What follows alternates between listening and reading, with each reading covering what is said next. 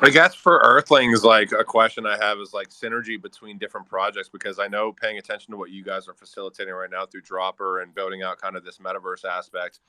Um, do you guys see synergy within other Hedera projects in a way to integrate them into that metaverse over time? What does that necessarily look like? And then on top of that, a question for HeadStarter, because we do see like Saucer Swap and H Suite and some of these dexes that are, certainly launching out. What's the other? There's another one that just launched too. HeliSwap. Yeah, HeliSwap. Launch pads, over time do kind of turn into that dex aspect. Is that something that you guys are headed towards over time, or where do you think that, is going to go? So I guess it's a twofold question for multiple projects. So Earthlings, I'll let you go first. Yeah, actually, the answer is yes. I think we're already doing that on the background, but can't say all these things yet. Maybe because now I've got backup.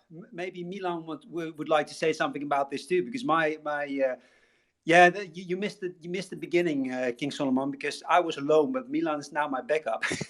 So if Milan is still listening in, he might add some more to it than just yes. Yeah, yes, I am. Thanks for the question, King Solomon. Yeah, I mean, collaborations, partnerships, right? That's it's one of the backbones in Web3, or in general in the Hedera ecosystem. There are many people that know each other very well. It's quite tight knotted, and I hope more and more people are coming in, and probably then it will expand. And but still, people know each other. And yes, at the background, we are working on partnerships. We do take a very, how do you say that? A very not a distant approach, but we are cautious? very. Sorry. Cautious, maybe. Yeah, cautious. Well, I mean, it is in a positive way. You've seen. I think. Well, everybody's seen that one of the biggest things we are striving for is like an excellently how do I say that, a brand that you can directly recognize, and the quality is like the best of the best. At least that's what we're striving for. So we're really step by step. We are interested in partnerships, and we are working on the background, and it is coming. And you will see it, and it will be there. Yeah, definitely, because it's the backbone, and yeah, it's great to be reinforcing each other. But we're taking very, very, very cautious, or not cautious is a bit negative, but I mean very careful approach. Like we're not, as you maybe you've seen, we're not like sharing constant, like, oh yeah, here you have a whitelist, here you have a whitelist, here you have a whitelist. No, we're really taking very slow and on the background, and making sure it's like a 200% collaboration. I don't know if does that answer your question, King Solomon? I think to me at least, it makes a lot of sense. When you're a project such as yours, and you're building so closely to community, I think it's very important to under promise and over deliver. It's very important when you have a DAO, or you're building so close to your community, and they're attuned with everything, and they give you the right input. It's always important to set the right expectations and the practices. So I think that's a spot on, a great approach there, Milan. Just to touch upon the question that you had for us, King Solomon. We, as HeadStarter, we want to stay committed to supporting the launch of Hedera native projects, and that's why on the DEX side of things, we have great partnerships with Saucer Swap right now, for example, where all the projects that will be launching through a HeadStarter IDO will have listing incentives on Saucer Swap, for example. So we, as Milan said, as Koala also do, I think partnerships are the name of the game, and especially while the space is relatively still small and inclusive on Hedera, working together and finding synergies is the best of all worlds. Yep. No, I 100% agree, guys, and I appreciate both those answers. One tiny suggestion, because having these spaces is insanely valuable um, for HeadStarter and Master. I would literally be inviting up as many people as possible, because filling out the speaker list, gets it bootstraps like kind of like the Twitter algorithm as well. And like the bigger problem that we have in this space isn't just facilitating communication within our individual communities. Oh, and I'm talking like from HeadStarter's purview or from Hedera's purview, that which kind of extrapolates that out, by X2. Um, it's trying to get into these spaces with like Ethereum communities and things like that, and like really facilitating like cross-chain collaboration, because it's almost impossible to try to get into some of these spaces. Ethereum spaces, especially, Solana spaces, certainly, Bitcoin spaces, 1,000,000%.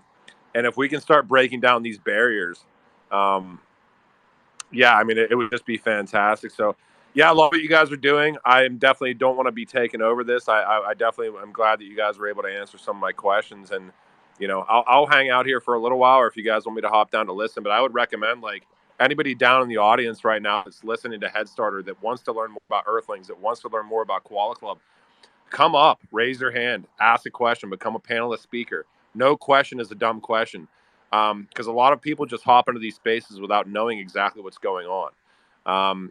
So yeah, great job, guys. I appreciate that, King Solomon, and I definitely agree. One thing that Hedera needs to do, and it's a mission for all of us, is to start breaching into these other communities and start having Solana community, Ethereum, as you said, start dripping into Hedera and hopefully staying here for the long run. And I really love the Hedera events calendar that you proposed. I think somebody. You better not fucking steal. You better not steal that, dude. You better not steal that. We'll think about it. Milan. Yeah, just about the calendar. I think something already exists like that, but maybe it was created a year ago when like the NFTs of the HBAR scene were like enormous booming. I know there was a calendar like that. There was one little thing. And the other thing, HBAR to the moon. Back in like maybe. the OG days, had like all of the Hedera NFT projects, even like a year and a half ago, which was crazy for him to facilitate that. So that was it. I think. I think that's we should pick that up again. So the other thing was the cross chain. Yeah, absolutely. I completely agree. Because what you see often right now, and of course, I like my little circle with other Hedera enthusiasts, and I must admit, I don't know enough from other chains, but this is the way forward if we reach out to other chains, to other communities, because in the end, as I'm talking from Earthlings' perspective, in the end, what are we really trying to get over? It's not per se that we are on Hedera. It's that we are a gaming metaverse, and that's what we like to share. And of course that will attract new people to Hedera. But the goal in itself is not to evangelize Hedera or the HY ecosystem. It's just to show the product, to what we're building on it. And then in the process of showing that, they are on Hedera, right? So that's the benefit of being on Hedera, is that it works this way and that way. It's extra cheap, it's fast, secure, and so on.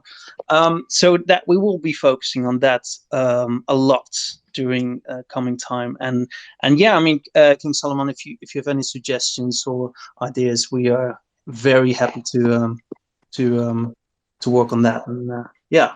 I mean, the problem always comes behind.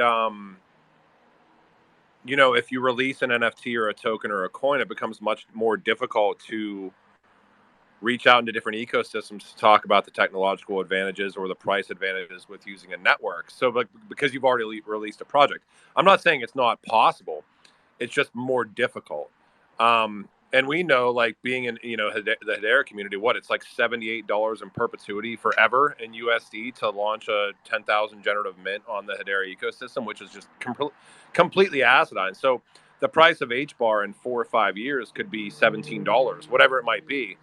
And it's still going to be $78 to mint a 10,000 generative NFT collection. So I think, and another problem is every single project up here, KoalaKlub, Earthlings, HeadStarter, every single one of you guys is working so hard to build out the best ecosystem you could possibly build out internally, and then for the community that you have nascently within Hedera. So it's very difficult to reach out and branch out and like almost do like a community outreach aspect, like to other ecosystems, because you're focused on building out the best utility for your ecosystem right now. But it's not. But it's still a really interesting problem to solve, right? How do we get there? Yeah. So actually, it's funny that you mentioned this barrier, the initial barrier. You know, I had some ideas today. You know, removing those initial barriers. So once you get people onboarded, like saying having a free NFT, because you know we can actually do that, like free NFTs. It's what you say. It's super cheap. You can have an infinite amount of NFTs, and still in the end it doesn't cost you anything. But it can be fun, you know, and it can be educational aspect with the, you know, claiming your NFT. Also on top of that, using Hedera, you will see. By the way, it's completely not related to the topics of today, but you will see some more information in coming days about using just an API to mint and mint tokens on the Hedera network. So it's super easy. So even like this educational aspect of claiming your NFT, well, that maybe, you know, that takes people over the edge to, okay, I'll just add a hashback wallet, and maybe you can make like a little faucet to just so you have just enough HBAR to associate the token, and then you have like this first step, and maybe that's the biggest barrier. And maybe then it's get easier. I mean, that's what I have in my head, but obviously it's a way to simplify it, and there are a lot more hurdles to go over it. But it's definitely the way forward. I mean, even for Earthlings, because I know this chat is very much so about Earthlings, right? HeadStarter and Koala Klub. Like for Earthlings with the metaverse aspects, like getting into discussions with other people building out gamification or metaverse aspects on different ecosystems, and you start talking to these people, and everybody in every ecosystem is trying to facilitate the same thing. Literally, everybody's trying to do the same thing. They're just using different networks, and you start really asking questions to people building out on ETH, which I think a lot of projects built out on ETH are building out for user experience, UX, and UI that exists right now because ETH has a 7-year head start. And they're also building out using ETH because of the liquidity.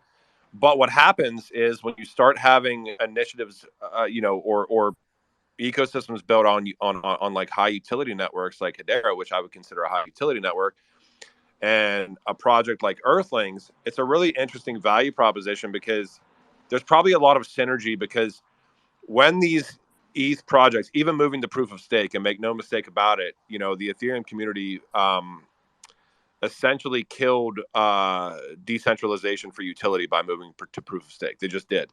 But they're going to run into a lot of issues even over time with, you know, Ethereum as a whole. Like, and it doesn't have to, that doesn't say that Ethereum's a bad network. It just means that where we're going within this space is kind of that network of networks aspect where you want to have plug and play from different ecosystems. And there's a huge opportunity for, you know, Hedera tool sets, you know, within the ecosystem from Hedera to be able to make these other metaverses or other gamification platforms or other games more efficient just based on using tool sets. So, I mean, I certainly recommend like reaching out to other projects and just be like, hey, I'm building here. Where are you building? Oh, you're building on Ethereum? Great. Well, this is the tool sets that we have on Hedera. Like, maybe we should talk and figure out, you know, if there's synergy. And, you know, it seems so stupid and it seems so like middle school or high schooly, but it's the best way to facilitate collaboration in this space, is just literally to spend time reaching out and talking to people.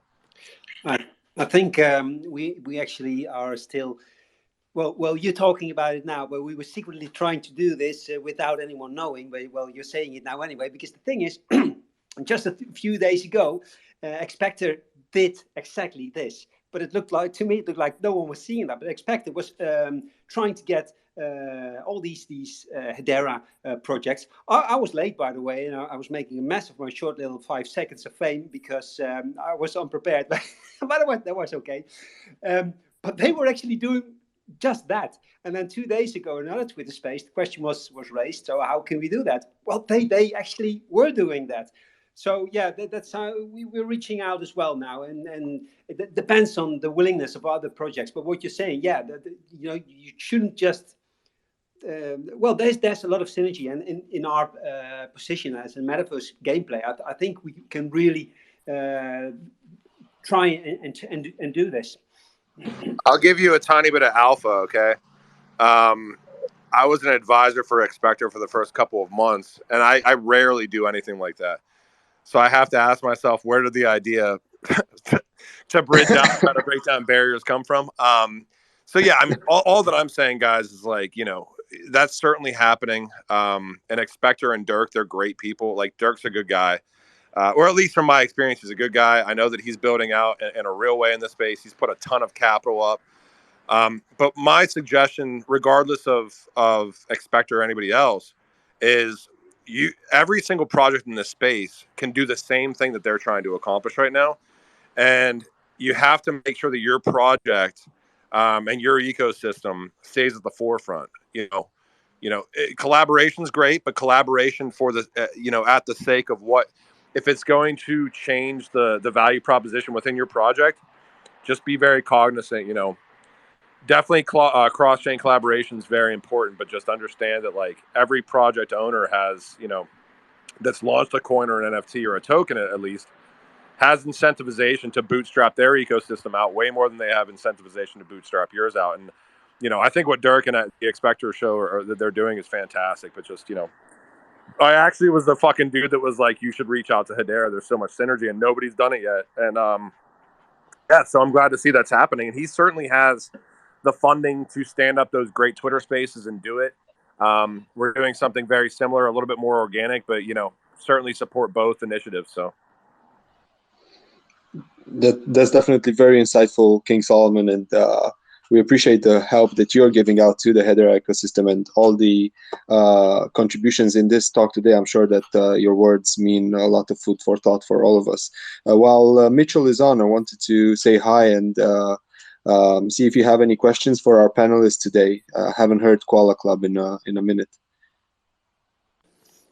Hey everybody! No, I was just adding to what King Solomon was saying about branching out and reaching out to other chains. For example, tonight at 8 p.m. Eastern time, right after the non-skull mint, a bunch of us are going to go over to what is called On the Block, and you have people from, Avalanche, Soul, and Eve there. We spent about 2 or 3 days there last week, and we were able to onboard about 15 people. And to this day, I still have a relationship with them. They continue writing to me. They want to know more about Hedera. And I think it's key that we take the time and not only stay in this circle, right? It's beautiful circle, beautiful community, but sometimes we got to go out there, right? Go out fishing, see what else is out there. And I learned a lot about Avalanche. I learned a lot about Soul, but they learned a lot about what we're doing here in Hedera. And let me tell you something, they were mind blown. We onboarded 15 different guys. They love it. Some of them are even thinking about now starting some projects or cross-chain projects here at Hedera. They're looking at the technology. A lot of people don't know. So definitely, King, you brought up a great point. We gotta, we gotta present ourselves to the other chains. Those are interested tonight, 8 p.m. Eastern Standard Time. It's called On the Block. And if you're interested, jump in. You could hear, you could learn. And then you never know. You might see something that you like from another project that you could bring over to Hedera. Well, it's Metcalfe's law. We don't want to be bringing, or we don't want to be, and this is what's happening right now, and it's intermittent, and it happens all the time. And Hedera has had this happen to it over the past year or so.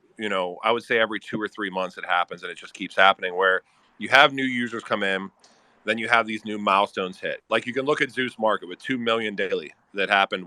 That was like HeadStarter or anybody down there. When did that happen? It was like 2 months ago, right? Which is fantastic. But then what happens is it's like a recycling of liquidity where you just have people like FOMOing into new projects but they're the same people, right? You don't want the same people getting into the same ecosystem like over and over and over again. It's healthy to an extent because people are trading and creating liquidity within the network and doing X, Y, and Z, and that's what's bootstrapping out, DEXs and all these other things that we want to have happen. But Metcalfe's law essentially is bringing new users in to an ecosystem where, essentially if you get, and everything's squared. So if you get 2 new users, you actually have 4. Or if you get 10 new users, you actually have 100. Or if you get 100 new users, you actually have 1,000.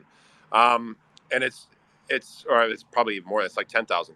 But that's really the interesting value proposition, and reaching out and digging into these other spaces outside of the ecosystem is insanely important. And doing that, maybe it's like targeted. I hate the word raid because that's what people did in the, with meme coins last year.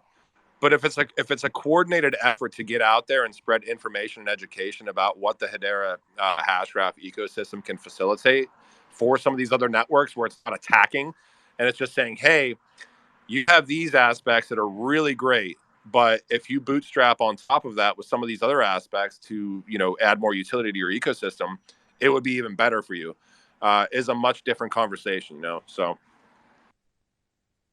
I totally agree, and those are all very important points that we all should start contributing towards. Just as a small insight from our side of the spectrum, since we're talking to a lot of projects that are looking or trying to come to Hedera, starting to build on Hedera, one thing that they always come across is dev tools. So dev tools is always something important to support when making a new layer 1 accessible for other builders and developers. And I can tell you guys that there's a lot of projects that are currently on other layer 1s or have yet to launch and are looking for a perfect home that are really considering Hedera. And I think the mission is only starting right now that we have almost all these key infrastructural pieces in place: the wallets, the dexes, the explorers, the launch pads. I think that pretty much there's very few small other things that need to be set up, but I think Hedera is pretty much ready for prime time.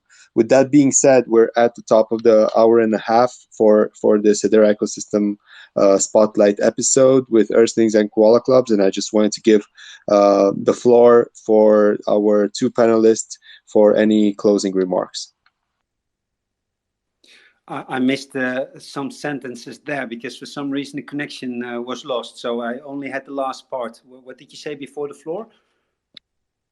The floor is yours, Patrick. It's mine. Just for some closing remarks. Are you sure? Okay. So yeah, well, I think actually that maybe it's good to close with that. I think that at least, I know we have to be more open to other systems as well, but ecosystems. But I think at the way that Hedera is going now, I think Hedera is doing a great job. And I think actually, because you named Dropper as well, but it's projects like Dropper opening up the space as well to make it easier to onboard on this on the Hedera ecosystem is also something that's going to make the difference. It's a very welcoming system for new projects, and if you ask me, give it another year, and I think Hedera will be one of the top NFT players as well. The pace that.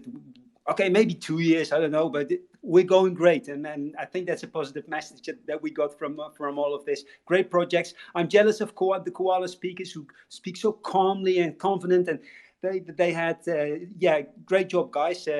Great explanations. I couldn't really always keep up with you guys because awesome explanations. So I'm going to quit because I'm going to just ramble on for hours.